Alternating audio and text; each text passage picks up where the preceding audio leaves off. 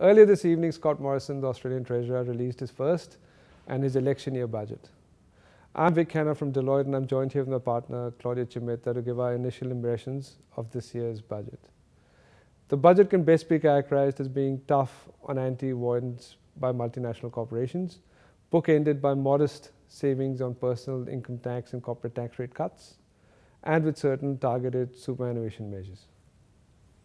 Yeah, and I think one thing that we should talk about is the corporate tax rate reduction, which is definitely moving in the right direction, but over quite a long period of time, over a decade. So it's going in the right direction, aligning Australia with some of our peers, but moving quite slowly towards that, and comparing, say, with countries like the UK that have moved a lot more quickly to a much lower rate. We're going a little bit slowly, but at least in the right direction. So, Claudia, in relation to the UK, as you mentioned, how does our new diverted profits tax compare with the UK tax system? Yeah, clearly our government's been inspired by the UK's changes in the diverted profits tax, so this is an important new measure that's going to affect inbound multinationals. It remains to be seen exactly the scope of the new rule, but it is something that will need to be carefully studied by foreign multinationals doing business in Australia. And the timing around the anti-hybrid measures, Claudia? On that, that's a welcome move where the government had already foreshadowed these anti-hybrid rules being introduced, but has allowed a reasonable period of time for them to be adapted to, so the start date will be 1 January 2018. And I also understand that the transfer pricing measures are designed to be adopted at an earlier time frame?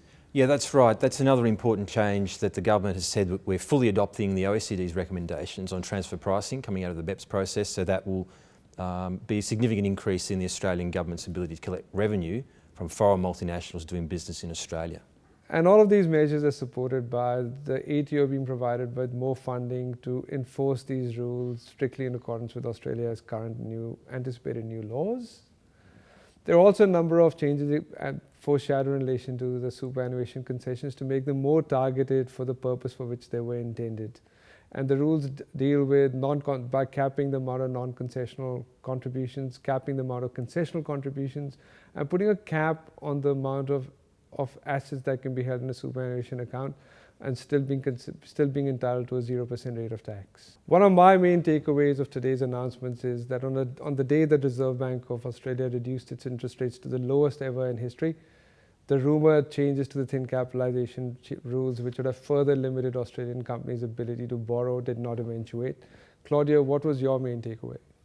Overall, I'd say for multinationals, the government's saying that it's promising a lower tax rate environment for those that are perceived to be doing the right thing in Australia, but over a long period of time. But for those that are perceived to be engaging in aggressive structuring or tax avoidance, the government is saying that there's going to be a much tougher environment for those sorts of companies. Our detailed commentary is now available on our website.